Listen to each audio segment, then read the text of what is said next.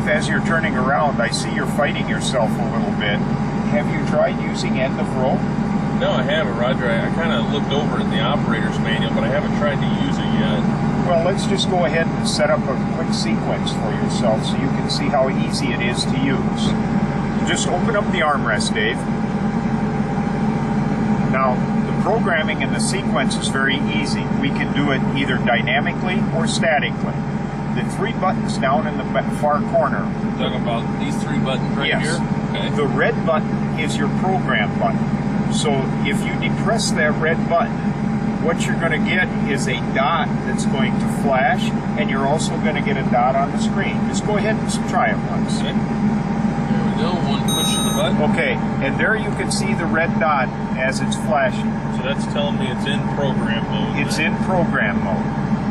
Okay, what do I need to do next then? Okay, the next is whatever sequence you're going to do is going to be the sequence that the tractor is going to follow. And the minute you start, that's going to be the entire sequence. So being we're sitting stationary, what you may want to do is we're going to do a simple sequence.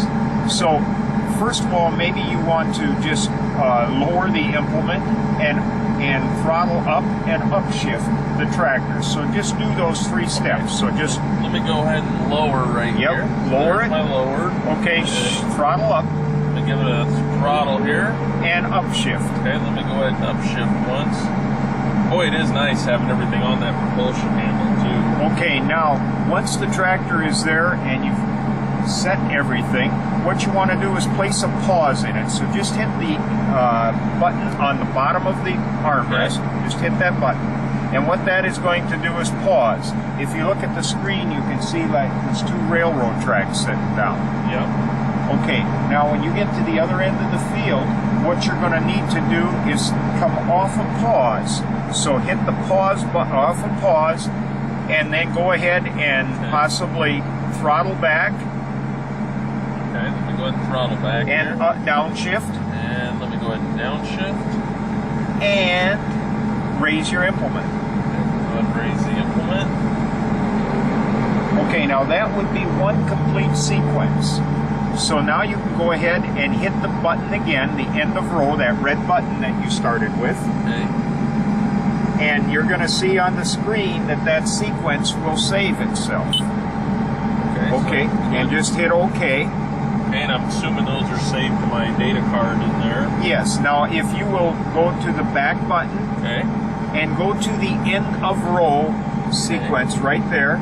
Okay. And now, to make certain, and there are various different sequences that are in here, this saved it at 0:15. What I would say to do is you need to run the tractor and see if you like that sequence. Okay. If you like that sequence, what you need to do is to name it.